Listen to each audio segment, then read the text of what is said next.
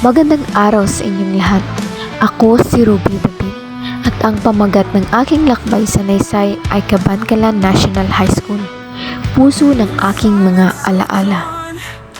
Habang binabalikan ko ang bawat hakbang sa loob ng paaralang ito, tila ba ako ay naglalakbay muli sa mga panahong puno ng alaala.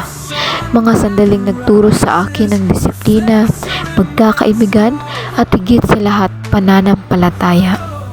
Pagpasok pa lamang ng gate, makikita ang pangalan ng Cabancalan National High School.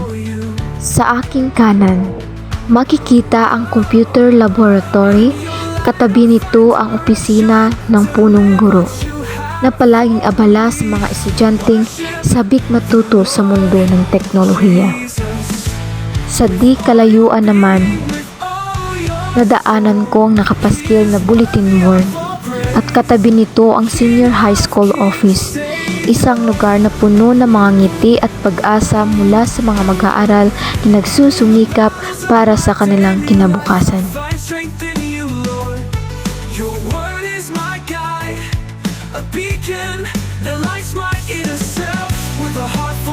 Tayo ay dumako naman sa isang security bank building. Saling itinuturing kong unang tahanan dito sa paaralan. Ako unang natutong mangarap ng mas malaki nung ako ay nasa ika-9 na baitang.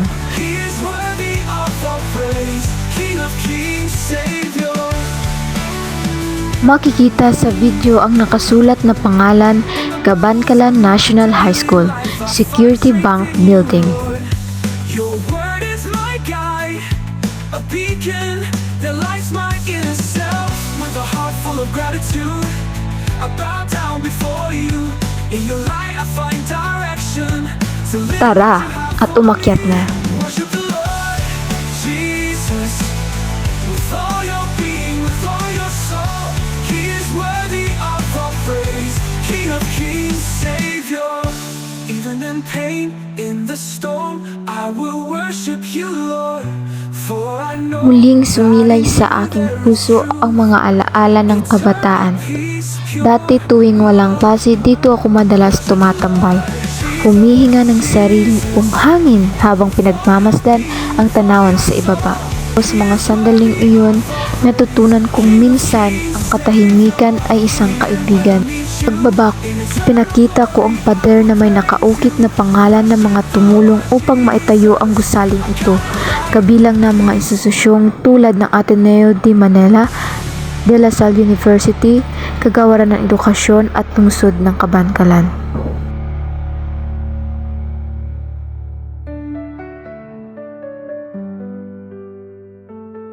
Mula roon, nagtungo ako sa covered court. Tahimik pa dahil oras ng klase. the storm, I will worship you, Lord.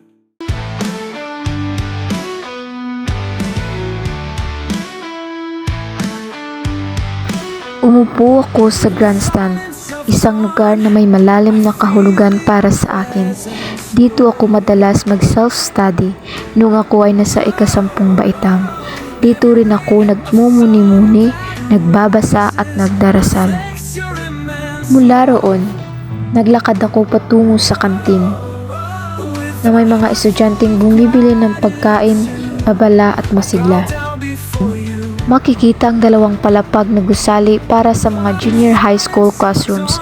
Habang naglalakad ako, muling bumalik sa isip ko ang mga taon ng aking pag-aaral sa junior high, ang mga pagsubok, tagumpay at karangalang nakamit, ang titulong valedictorian ng ika-10 baitang.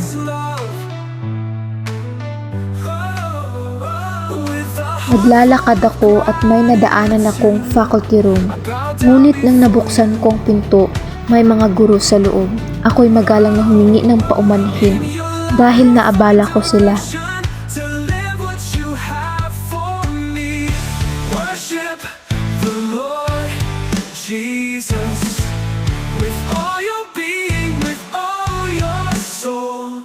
He is worthy of all praise, King of kings. Pagkatapos nun, tumungo ako sa isang hagdan patungo sa library.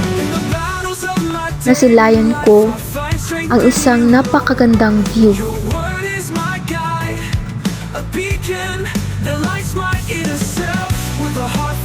gratitude. I bow down before you. In your light I find direction. To live what you have for me. Worship the Lord Jesus. With all your being, with all your soul. Library. He is worthy. Na dati kong ginugugol ang mga oras ng katahimikan at pagninilay. Sa bawat libro, sa bawat pahina, tila may kasaysayan ng aking pag-asa at pangarap. Ito ang naging comfort zone ko, isang lugar ng kapayapaan at pagtuon sa pag-aaral. Makikita sa video ang mga aklat, mesa at bakanting upuan. Mga saksi ng mga pagnanais matuto.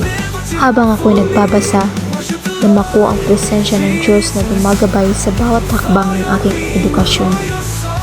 He is worthy of our praise. King of kings, Savior. Even in pain, in the storm, I will worship you, Lord. Paglabas ko ng library, That in you agad akong bumaba ng hagdan. eternal peace, pure love. Worship the Lord. At naglakad ako sa hallway. Makikita sa video mga estudyanteng nagkukwentuhan, masaya at puno ng enerhiya. Praise. King of kings, Savior. Ipinakita ko rin ang CR na bagamat simple lamang ay bahagi rin ng aming araw-araw na buhay sa paaralan. Dito kami pumupunta kapag kailangan. Sa paaralang ito, dito ako minsang tumatayo bilang isang lingkod ng Diyos. Sa biyaya ng Panginoon, na ibahagi ko ang salita ng Diyos sa bawat silid-aralan ng Cabancalan National High School, mula sa junior hanggang senior high. Naging saksi ang paaralang ito sa aking pananampalataya at sa aking hangarin na maihatid ang kaligtasan mula kay Jesus sa mga mag-aaral. Hindi lamang iyon, nais ko ring maibahagi ang ebanghelyo sa mga guro sapagkat alam kong lahat tayo ay nangangailangan ng pag-ibig at biyaya ng Diyos.